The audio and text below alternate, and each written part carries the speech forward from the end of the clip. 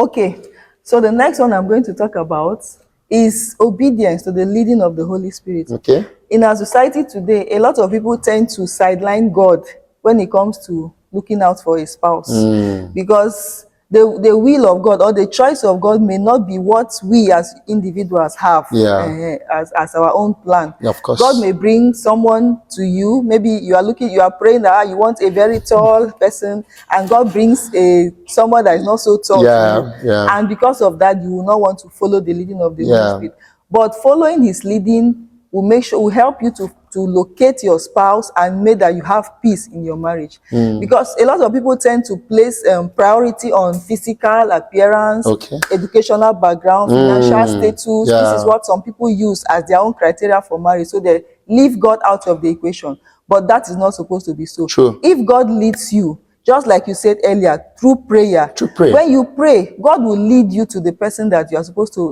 to be your spouse, and you discover that you will enjoy your marriage. You will have peace when you encounter that person. So being led being followed by the leading of the Holy Spirit, people should make sure that they put God first. They should forget about societal standing. A lot of the society has put a lot of people under too much pressure that they want to please people. This one will say, my friend got married to a wealthy man, so me too, I want a wealthy man. But God has packaged someone for you. You may not see it initially the way it comes. You may not see, just like they say, for you to have gold, for it to come out beautiful, it has to go through a process. So sometimes God brings someone to us as a raw material, so we have to follow it and bring out the best out of that person. So we must be led as a single. You must be led by the Holy Spirit to pursue who Truth be told, God's will has always remained supreme to man's will or man's desire. There is no way a man's desire can beat the will of God. There is nothing you think you know. There is nothing you think you can do that can beat God's knowledge. Like you said, sometimes we use our selfish nature, selfish desire to fall into wrong hands. Because you think that you are light in complexion, so you must marry another light person. I see this so much in ladies are making mistakes. So I think let's talk about compatibility. And there are so many of them, but because of time, we'll not be able to do it. So which I believe is one of the most important. The Bible says that there was nobody suitable for Adam. Adam was busy naming the goats, naming the birds of the air, the fowls, everything. But when it came to Adam, Bible said there was nobody compatible for him. See, one of the ways to discover if someone is your spouse is compatibility. Now I'm talking both medically, spiritually, and otherwise. Medically is very, very important. Don't say God will do a miracle. Both of you are AS and AS. What are you doing married? You want to put the life of a child at risk? Because definitely you must give birth to an SS. Yes. That is compatibility.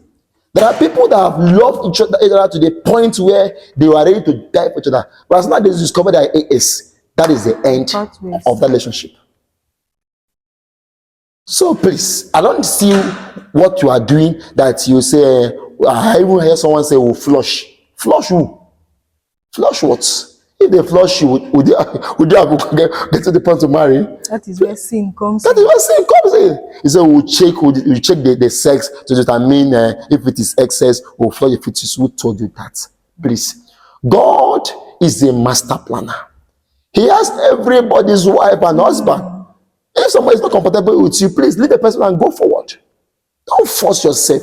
You are seeing it clearly that there is no road in this place. You are still pushing yourself. You are still forcing yourself into that place. By the time it happens, dear, do you know that they say 8 out of every 10 marriages in the world they end in divorce? Wow. That's a high number. And that is the reason why God has given us this as a mandate to save marriages. We're not here because we just want to be here. We have a purpose in the life of men. There are people that need to hear this. That need to hear this. Don't marry after 2, 3, 4, 5 years. You are seeking a divorce because you saw it clearly that you both are not compatible. Just because you wanted to waive it, he will change. Who told you can change anybody? It is God that changed people. I told a lady, I said, when you see a huge comma in a man's life, please suspend every wedding plan and deal with that. A lot of time, what we do is that we spend time planning for wedding and never plan for marriage. You know what marriage means, my dear? Marriage means 50 years together, 60 years together. Now, if you're not compatible with this person, how will this spend 60 years together? At all. But I tell you, you can do a wedding, even with a mad person. But after the wedding, what next? Sorry, before, one important lesson I want to draw out from this, the story of Adam and Eve, we discover that even after Eve made that blunder in the Bible, where she gave the fruit to, even after that blunder, Adam did not send her away. They were still married. That's to tell you that Eve was actually the rightful person that God has given to Adam. If it's in our society today, maybe the man would have sent them, but they were still married. They will use marriage. They went ahead to have children after that. And that was where Adam even gave her a name. Called her Eve. Called her Eve. Mother of life. Mother of life. All life. So you can see how important compatibility is in marriage. So